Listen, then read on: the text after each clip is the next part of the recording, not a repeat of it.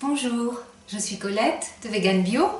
Aujourd'hui, je vais vous proposer une soupe assez rapide avec de la courge, de la citrouille et de la choucroute. L'occasion fait le larron. J'ai des voisins adorables qui partagent toujours avec moi ce qu'on leur donne. Et aujourd'hui, ils m'ont donné une belle grosse part de citrouille. Donc voilà, il faut l'utiliser, à moins de la congeler, je vais peut-être être obligée d'ailleurs. Et donc j'ai décidé de faire une soupe avec ce que j'avais. Alors la citrouille, la famille des courges, alors moi je ne me souviens pas toujours ce que ça contient.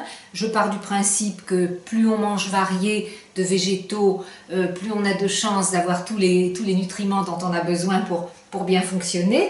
Mais enfin, si vous voulez des renseignements plus précis, d'abord il y a la couleur jaune, hein. On sait que c'est le bêta-carotène. Le bêta-carotène, c'est ce qui va permettre au corps de fabriquer de la vitamine A. Donc c'est bourré d'antioxydants, les courges.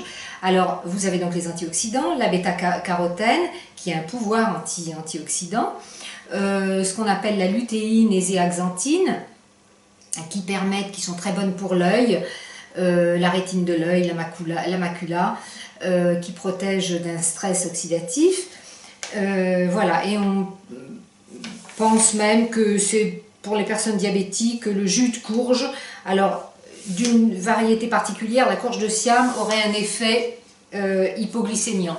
Alors si vous voulez savoir ce que c'est que la courge de Siam, elle doit être dans une liste que je vais vous mettre, enfin un lien que je vais mettre sous la vidéo, qui est un article, je crois que c'est Nadège qui avait dû le faire, qui récapitule toute une série de courges, enfin de cette famille, avec une description et une photo. Donc je mettrai le lien. Celle-là, vraiment, je ne sais pas comment elle s'appelle. Enfin, c'est la courge tout à fait normale, courante, on va dire. La choucroute, bon, ben, la choucroute, j'en ai souvent. C'est pas ma préférée, celle-là. Habituellement je préfère, elle est très bonne, mais je préfère une choucroute qui est du domaine, je crois, Bingert, qui est une choucroute en biodynamie, mais bon, mon magasin bio ne la fait plus, bien dommage, mais il y a vraiment une très grosse différence, mais bon, elle est bonne tout de même. Et la choucroute, voilà, c'est un lactofermenté, c'est très bon pour les intestins, pour vos petites bêtes dans l'intestin, vos bactéries, vos petites bêtes, vos bactéries. Pour activer ce milieu intestinal. Donc voilà, elle est assez simple cette soupe. Alors j'ai mis, bon, elle a été faite un peu à l'inspiration, hein, je vais vous proposer des changements. J'ai voulu éviter de mettre trop de graisse. Ah, j'ai oublié, bon ça ne fait rien, je mettrai de l'huile d'olive. Moi j'avais mis de l'huile de lin dans la mienne. Celle que j'avais fait avant, je privilégie l'huile de lin en tenant toujours compte de ce que disait le docteur Gerson, Max Gerson, si vous connaissez la thérapie Gerson. Il disait que l'huile de lin était la seule qui ne faisait pas grossir les tumeurs. Et comme moi je suis sans cesse en alerte face à ma bataille contre le cancer et mon terrain cancéreux, un jour je ferai une vidéo là-dessus, donc j'essaie de me donner, voilà, des chances. Et j'essaie d'utiliser l'huile de lin. Bon, mais là je vais mettre de l'huile d'olive, tant pis. J'ai oublié de l'apporter, l'huile de lin. Donc j'ai 2 tasses de courge. Ça fera en principe une belle portion, hein, vraiment peut-être 2 petites tasses et une belle portion. Alors 2 tasses en gros de courge. Une tasse, ça fait, voyons, je ne sais pas où est ma tasse, enfin ça fait 25 centilitres. Hein. Voilà. Alors je mets dans le blender 2 tasses de courge, une demi-tasse de choucroute, alors une cuillère à café d'huile de lin, donc normalement, alors ça va pas tout à fait avoir le même goût cette fois. Une cuillère à café, je vais mettre, tant pis, je vais mettre l'huile d'olive. Donc vous mettez l'huile que vous préférez, hein, pépins de raisin, si vous mettez du sésame, vous avez un petit goût particulier. Huile d'olive. Alors, voilà, je vais vous expliquer pourquoi. Là, c'est une cuillère, non, j'ai déjà mis. Ça, c'est du psyllium. Alors le psyllium, vous savez que c'est aussi excellent pour les intestins, que vous ayez tendance à la constipation ou son contraire, vous êtes plutôt tendance à la diarrhée. Ça régularise en fait le fonctionnement intestinal, c'est miraculeux pour certaines personnes. Et chez Market Veg, vous l'avez en poudre, alors vous l'avez en sous de forme, mais cette poudre-là est très très fine, donc elle est très pratique à utiliser pour épaissir un plat, si vous ne voulez pas utiliser de matière grasse, et c'était mon cas. J'ai pris une cuillère à café, voilà, une cuillère à café de psyllium. Alors, l'huile et le psyllium auraient pu être remplacés tous les deux par un demi-avocat par exemple, ou un quart d'avocat si vous trouvez que c'est trop, un demi, ça dépend de la taille de votre avocat.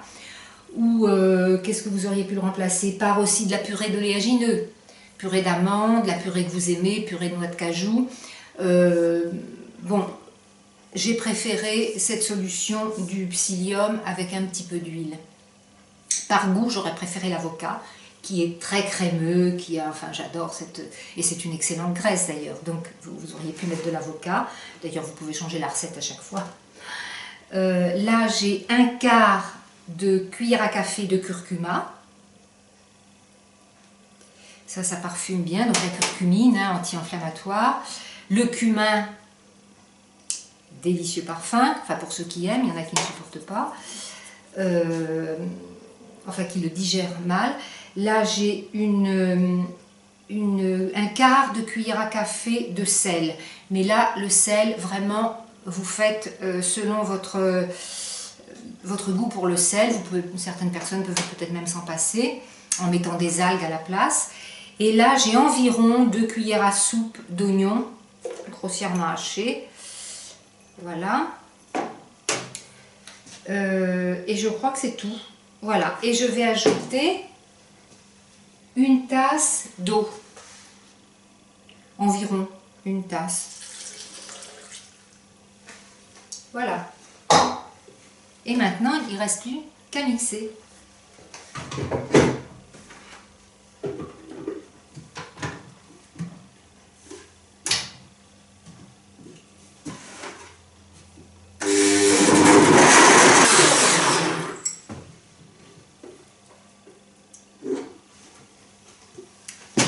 Ça me semble très bien. Ah, je vais peut-être mettre, je l'avais mis quand j'avais fait ma soupe, un petit chouïa de poivre. Bon, là, encore une fois, c'est vous qui déciderez si vous avez envie de prendre du poivre ou pas. Vous aurez pu mettre du piment aussi, une petite pointe de piment de Cayenne.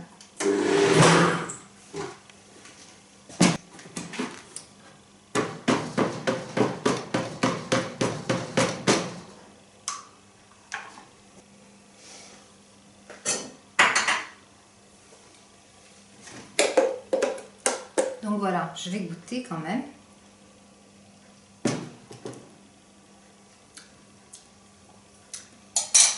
Je trouve ça très bon. Je rajouterai peut-être un petit peu de sel.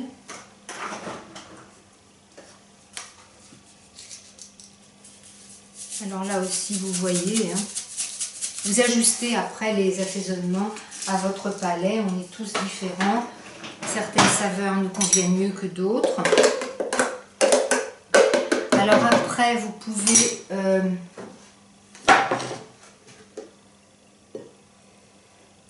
bien sûr servir. Vous voyez, ça pourrait faire presque 2 parts. Ça dépend si vous voulez en faire votre repas ou si c'est juste une petite soupe avant un autre plat. Si c'est juste un repas, vous pouvez prendre pour une personne. Alors là, vous pouvez mettre des fines herbes si vous voulez dessus. Bon, moi, je n'en ai pas là. N'importe lesquelles. Je pense que la coriandre, ce serait pas mal. Mais j'ai une petite douceur. Je viens de faire du fromage et ça, c'est le petit lait bien crémeux qui a coulé du fromage d'amande que vous avez peut-être vu sur une précédente vidéo. Alors je vais en mettre un peu. Alors là aussi, c'est lacto-fermenté, hein, puisque j'ai fait ce fromage avec du Rejuvelac. Donc vous avez aussi la recette sur notre site, qui est donc de l'eau qui a qui a été fermenté avec du blé germé. Voilà. Et maintenant, moi, ça va faire mon repas.